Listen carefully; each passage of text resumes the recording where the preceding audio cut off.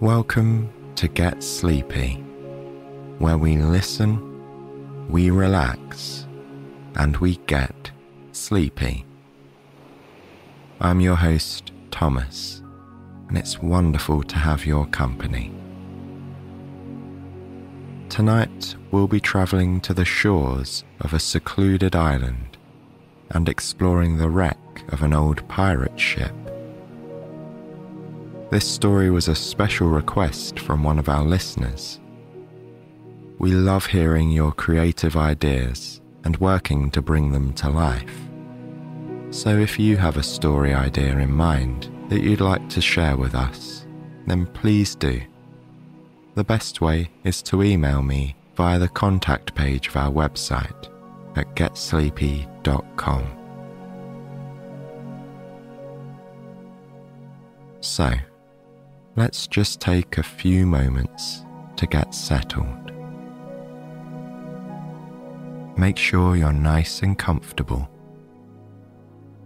Feel free to adjust your pillows or blankets if you need to. When you're ready, let your eyes drift closed.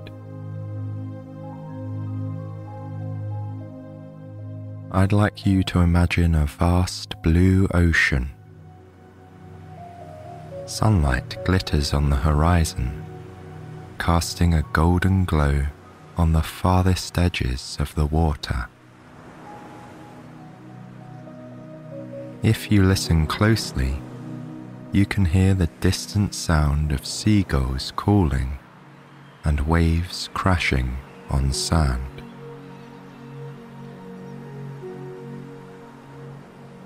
Soon, you see an island come into view. Palm trees and thick undergrowth cover much of the center, which is surrounded on all sides by wide yellow beaches. There are a few quaint settlements here and there, but the details are hard to make out. They blend in seamlessly with the natural landscape. Leading away from one small cluster of buildings is a narrow trail. And this is where our story begins.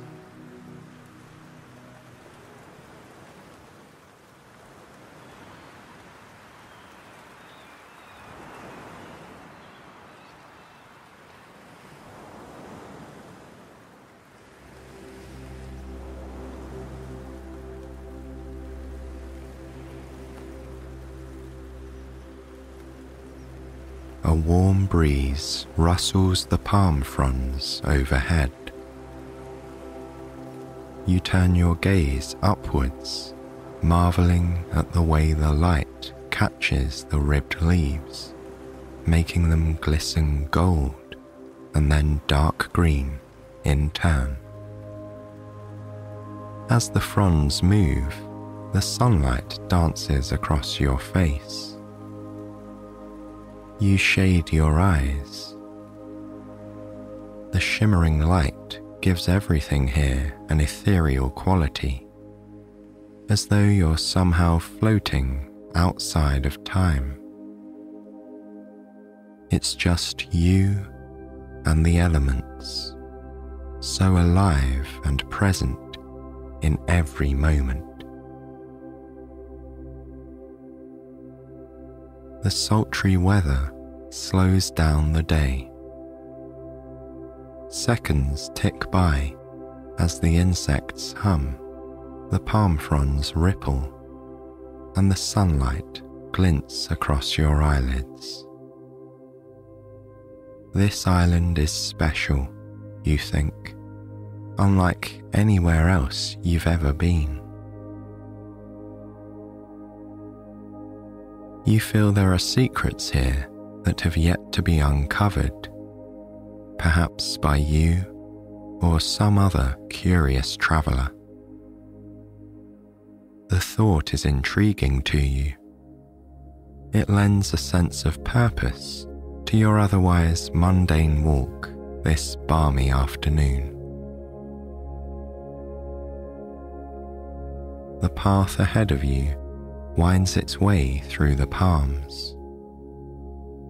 Old yellow fronds that have fallen from the trees are piled on either side of the narrow trail. Occasionally, they find their way into the middle, where they crunch underfoot like thick, waxy cardboard. The warm air is heavy and aromatic. You detect hints of fragrant coconut and pineapple mixed with deeper, darker undertones of old wood and damp soil. A briny quality of salt and seaweed mingles with the other scents, reminding you that you're never far from the ocean. This is a place where the pull of the sea is always felt. You are drawn to it as if by an invisible line. Every time you've gone for a walk here on the island, you've eventually found yourself standing on the beach, looking out at the glimmering expanse of blue and green. At times you've been tempted to leave the sandy shore and walk straight into the water, then continue swimming, twirling and splashing through the turquoise waves, free and unencumbered. You understand why storybooks are filled with tales of the sea and the people who've made their home on it. Whether romantic, daring, or made by necessity, the choice to leave the land for a life on the ocean is intriguing to you. To hear the creaking wooden boards of an old ship beneath your feet and the snapping of sails catching the wind. Continuing on, you come to a turn where one of the trees has grown at an angle across the trail. You reach out, feeling the jagged and scaly bark beneath your palm as you step over the crooked trunk. It reminds you that you are merely a guest here among these trees. They have seen countless others pass this way before and heard the crunching of many other footsteps, and will continue to do so long after you are gone from this place. As you walk, you feel the gentle prickling of moisture on your skin.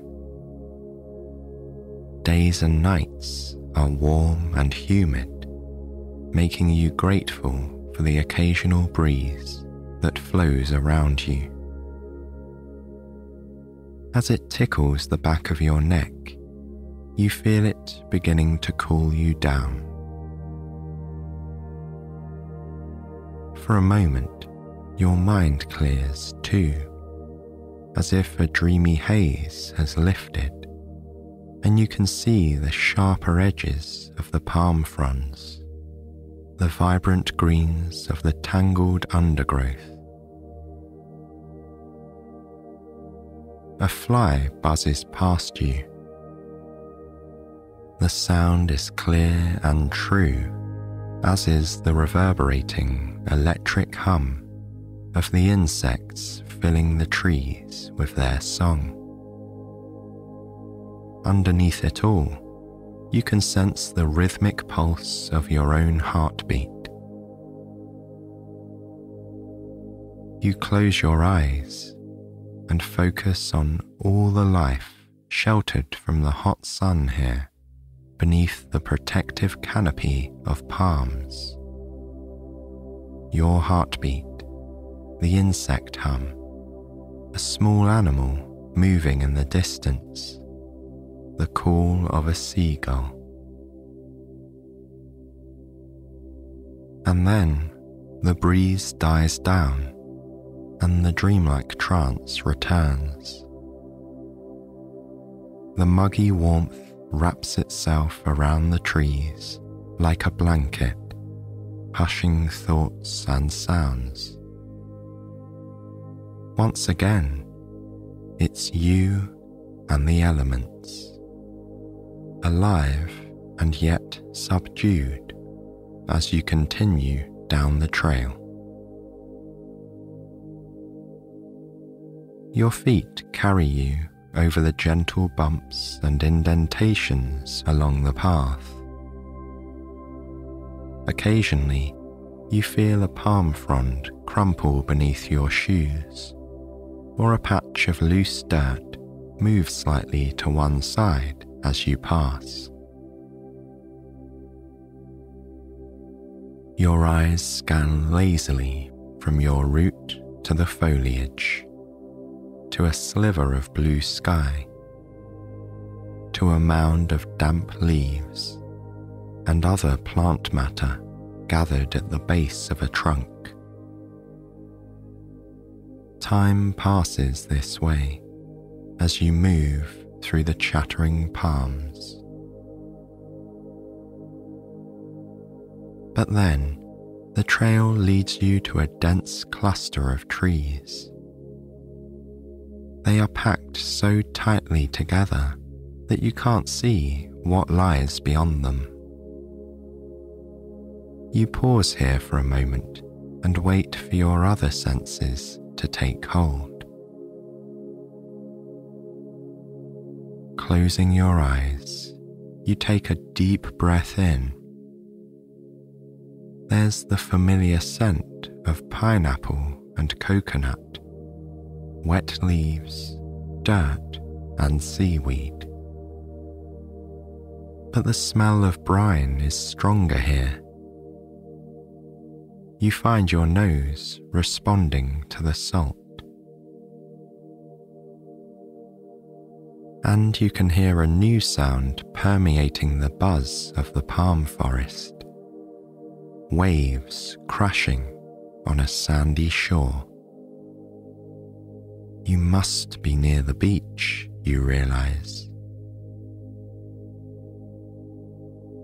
Looking ahead, you see a V-shaped gap between two of the palms.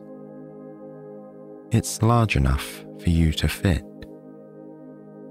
Bracing your hands against the rough trunks on either side, you climb through, pushing the overgrown plants that surround you out of the way. On the other side of the greenery, you are met with a stunning view of a blissfully windswept beach. Golden sand stretches out in either direction as far as the eye can see.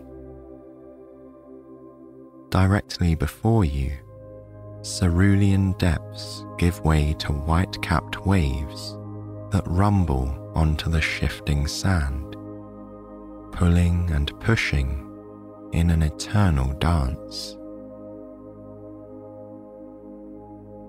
You make your way down to the waterline. A recent wave left a bit of foam behind and a shadowy outline of its path. You trace the darker sand with your foot, moving just in time to avoid the next wave rolling towards you. When the water approaches, you bend down and let it run over your fingers. The water is warm and bits of sand catch in your fingertips as the receding wave tugs at the grains. Standing up, you glance up the beach. There, in the distance, you see a large, dark shape resting on the shoreline.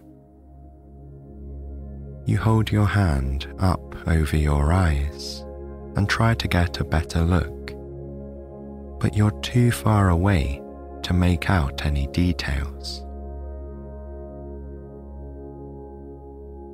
Your curiosity carries you onwards. As you walk, the waves lap up and over your footprints, washing them away. To an observer, it would seem as if you'd emerged from the sea itself, rather than walked down from the palm forest. You find yourself falling into a natural pace with the sound of the waves. The air here is invigorating compared to the heavy stillness within the trees. A sea breeze rumples your clothing and evaporates some of the moisture on your skin, cooling you pleasantly. Sometimes a gust of wind picks up some of the loose sand, creating miniature dunes along a small berm between the forest and the shore. Every gust brings a flurry of whitecaps to the blue water. Even from your vantage point, you can see the deeper water churning and rolling. Before long, you're close enough to the dark shape to note some of the details. It appears to be a large, old-fashioned wooden sailing ship, beached here for some time. The ship is resting at an odd angle, tipped to one side. You can see chunks of the hull are missing, along with some of the wood panelling along the sides.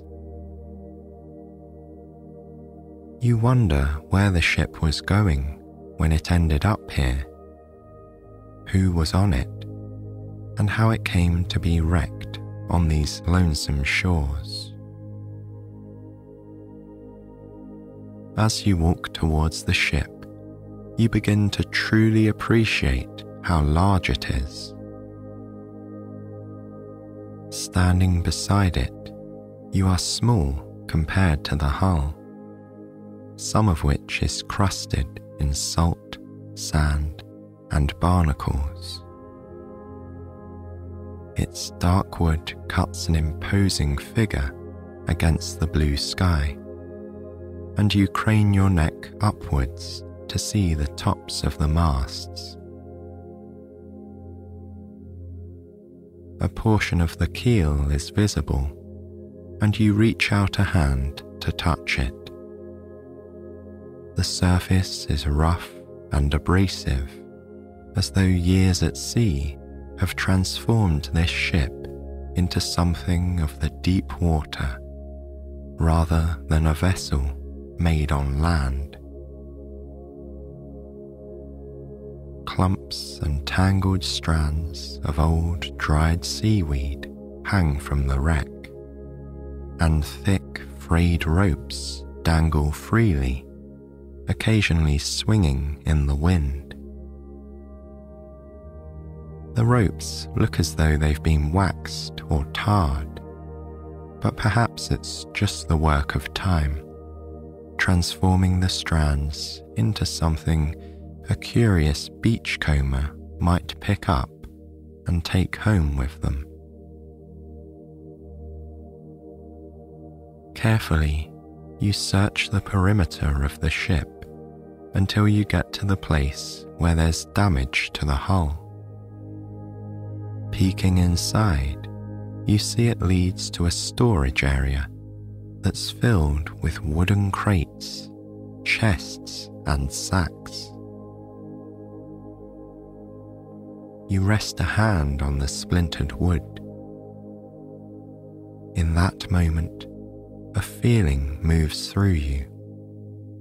It's as though you're being called to explore this wreck.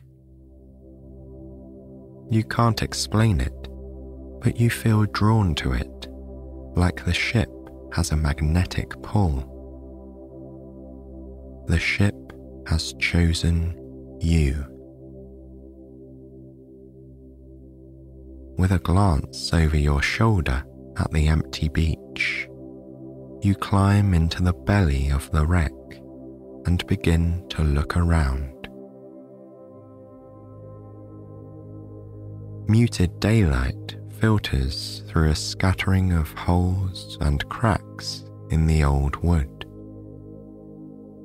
The air inside the ship is still and dusty. Somehow it's drier here than outside, despite being exposed to the elements.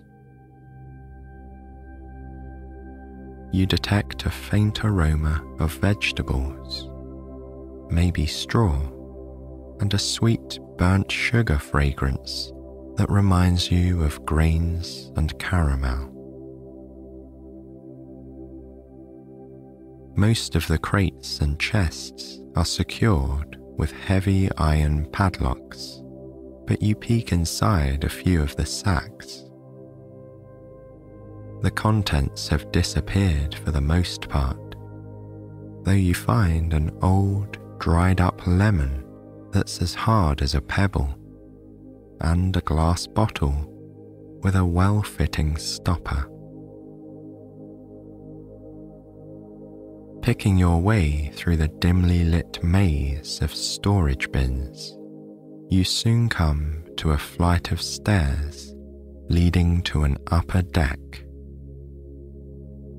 Somehow, you know you'll be safe.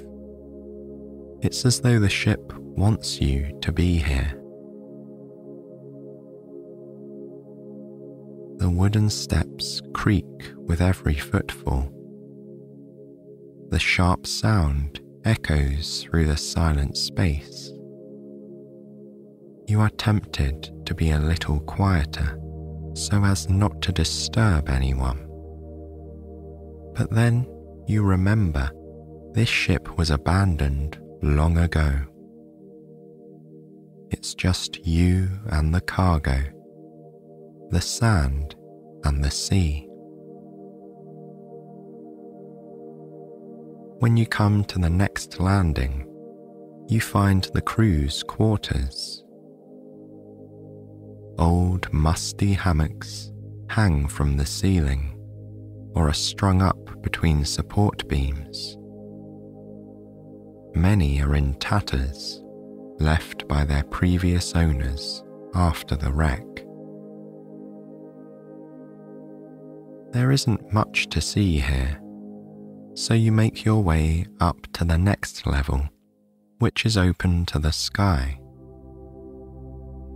The bright sun feels both welcome and harsh after the dark interior of the ship. But your eyes soon adjust and you take your time meandering around the deck. You find the wheel first. Its wood is old and cracked, but you still enjoy the feeling of standing there, looking out towards the sea with one hand on it, as though you're the captain of this ship, or the helmsman, you suppose. The thought makes you wonder who these people were. What were their stories? Where were they from? Where did they go? Perhaps you'll never know for sure. Surprisingly, the masts are still intact. They were made of sturdy tree trunks, incredibly straight, you think with admiration. a gentle fluttering at the bottom of one of the masts catches your eye. Curious, you move towards it. It could be a part of a hammock that's torn loose, or perhaps a piece of a sack. But as you get closer, you see it's a bit of black fabric rippling in the breeze.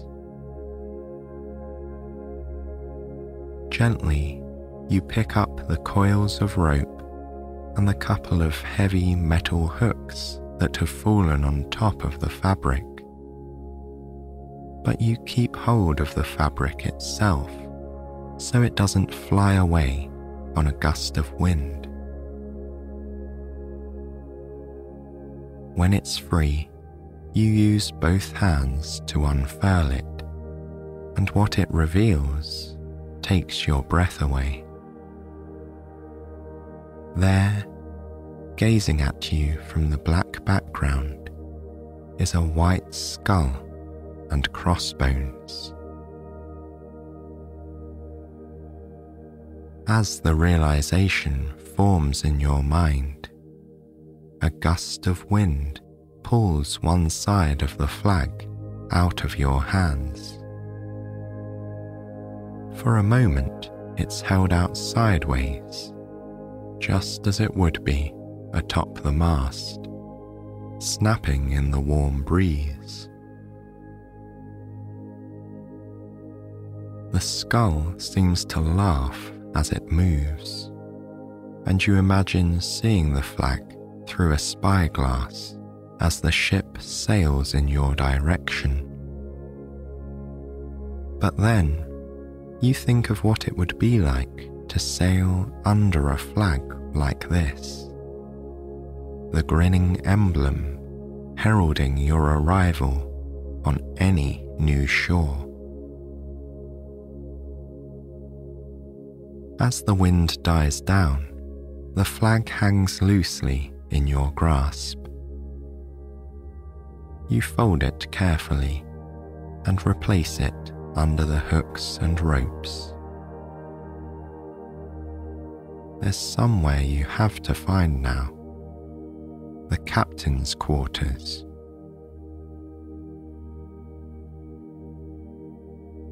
It isn't long before you're pushing open the door and stepping inside the nicest living quarters on the ship.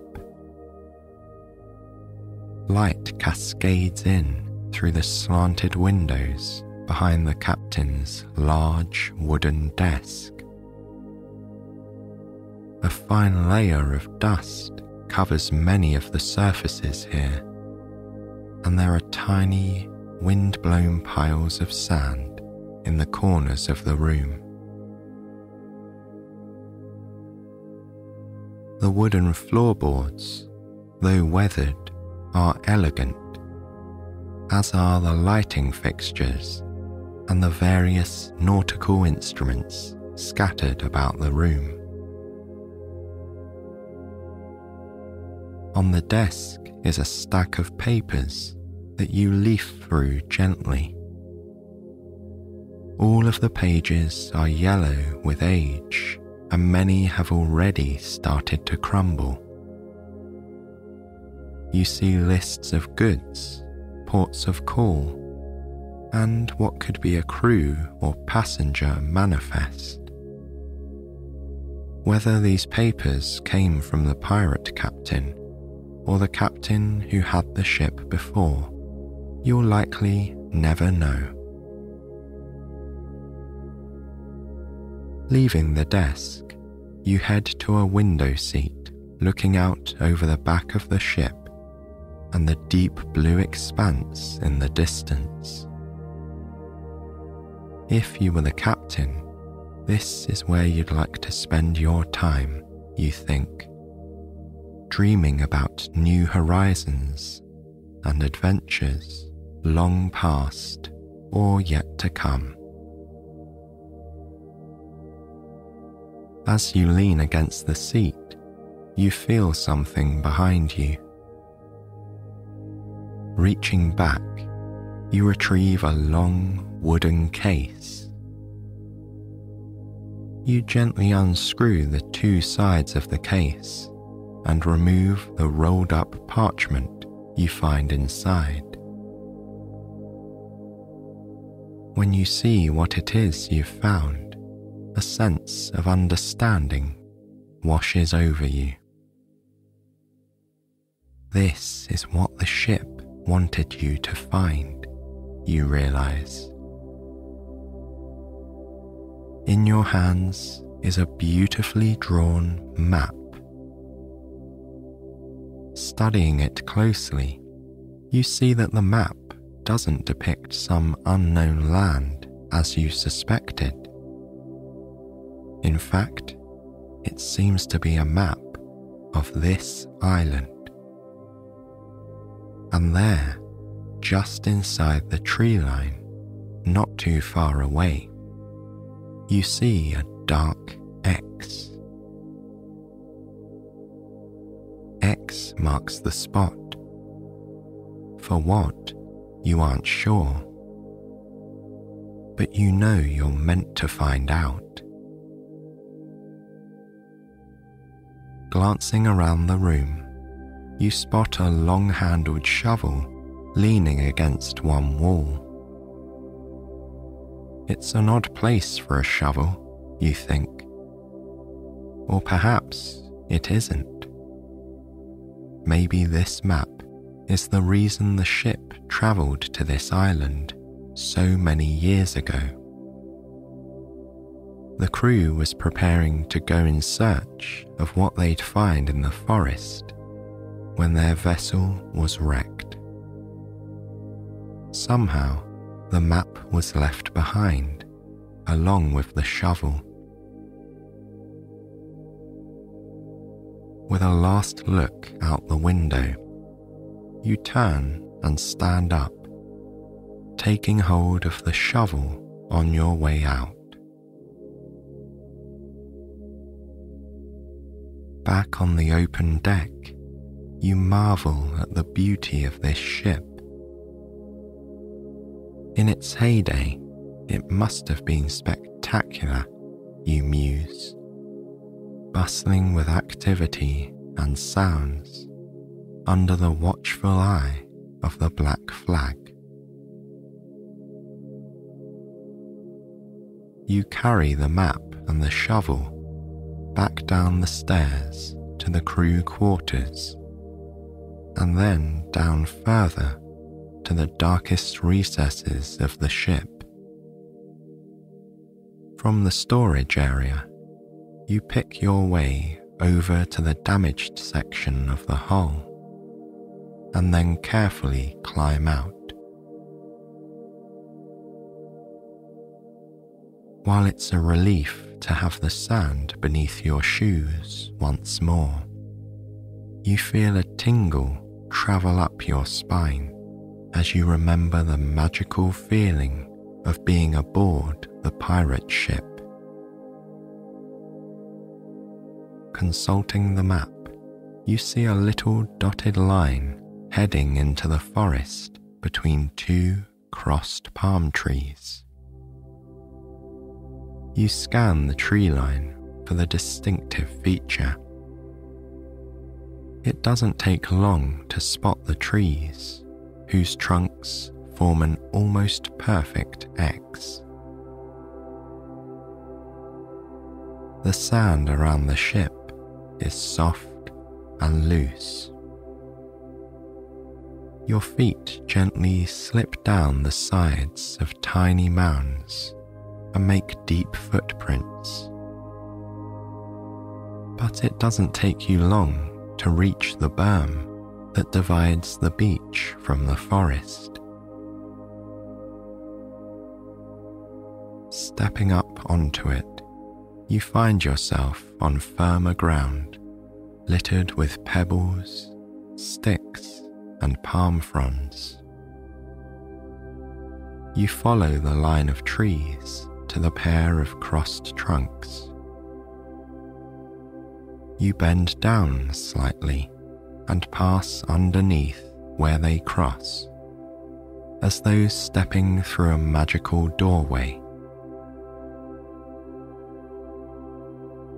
A tiny marking on the right-hand tree catches your attention. Carved into the trunk is a miniature circle with an X below it. Almost like a simplified skull and crossbones. You must be on the right path. Now that you've returned to the forest, you notice it's quite a bit darker than it was earlier in the day. Sunset is approaching, and the light is already fading in preparation for the evening ahead. A soft breeze is blowing in from the beach, enough to keep this part of the palm forest cool. Looking ahead, you see what could be a simple footpath winding through the trees. It loosely matches the dotted line on the map, so you decide to follow it. Crackling fronds split in two beneath your feet, and insects hum their evening song. Further on, you come to a secluded grove. On the map, this cluster of trees seems to surround the place marked with an X. You begin by walking up to the nearest tree and inspecting the rough bark of the trunk. Just as you suspected, the same mark appears. You continue on to the next tree, which bears the mark as well. On and on you walk, checking every trunk. Each time your fingers graze the bark of a tree, you feel more connected to this enchanting place, more enveloped by its dreamy essence.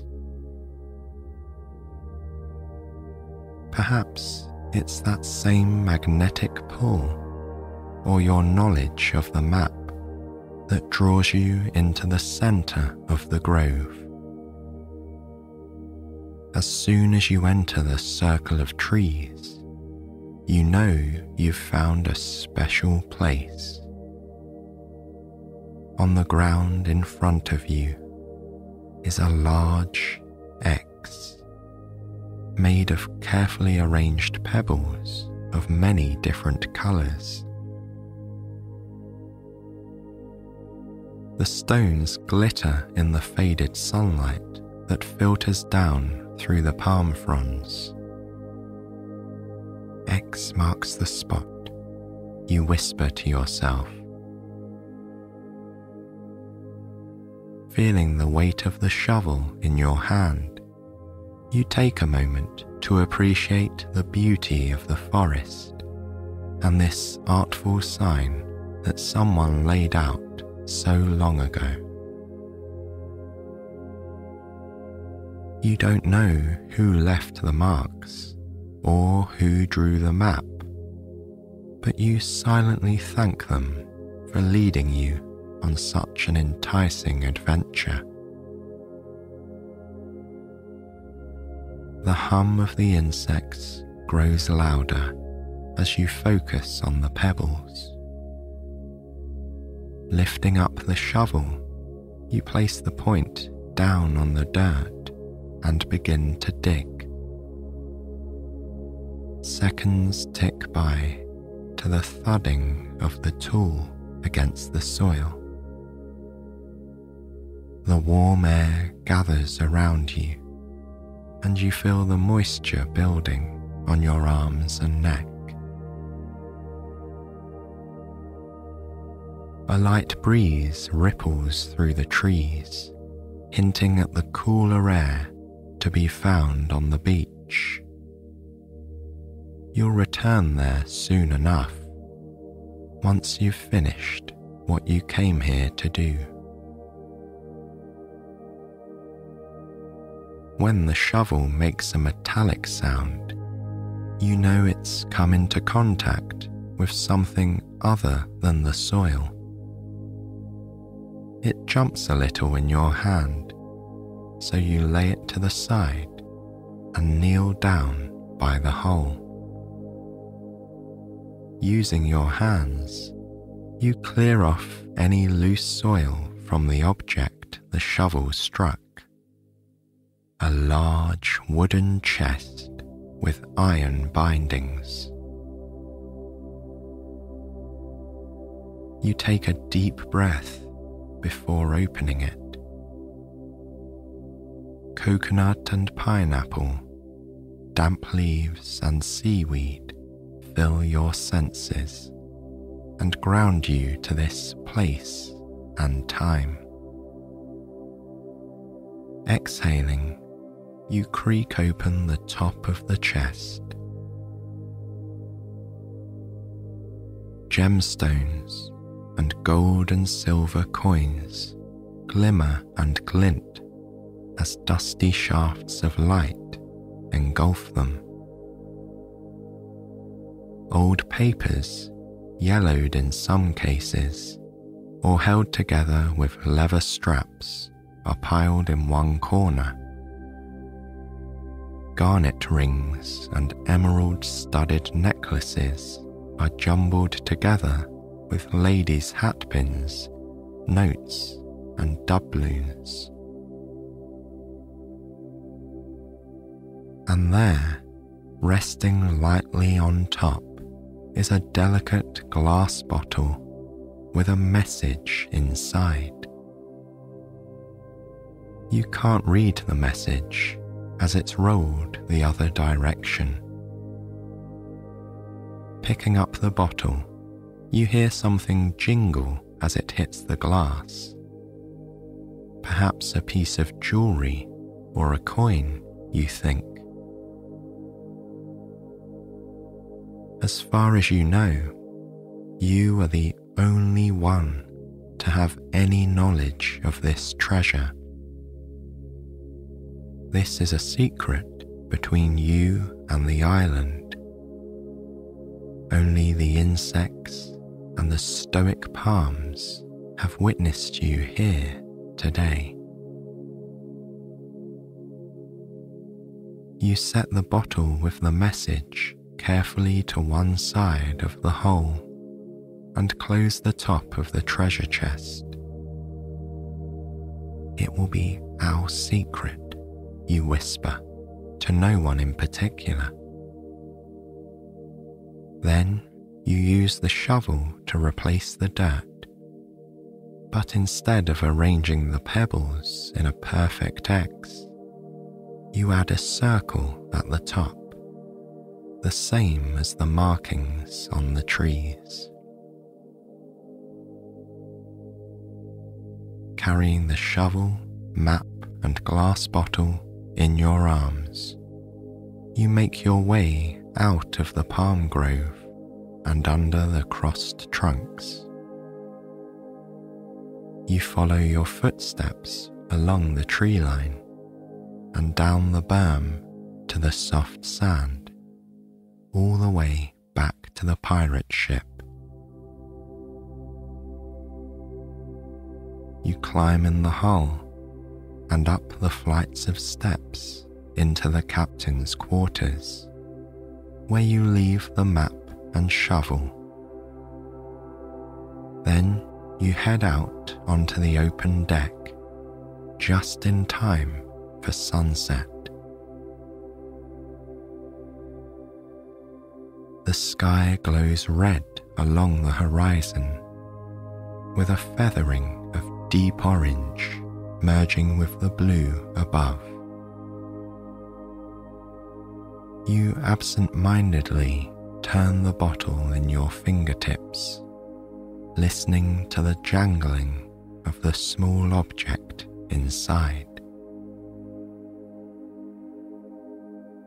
Someday, you'll open the bottle and read the message when you're ready for your next adventure.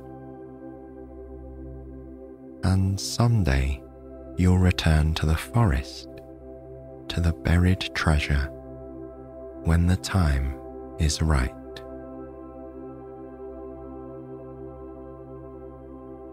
But for now, you'll enjoy the sunset here aboard the old pirate ship, listening to the creaking of the wooden boards beneath your feet, imagining the snapping of black sails in the wind, and feeling the freedom of a life at sea with endless horizons.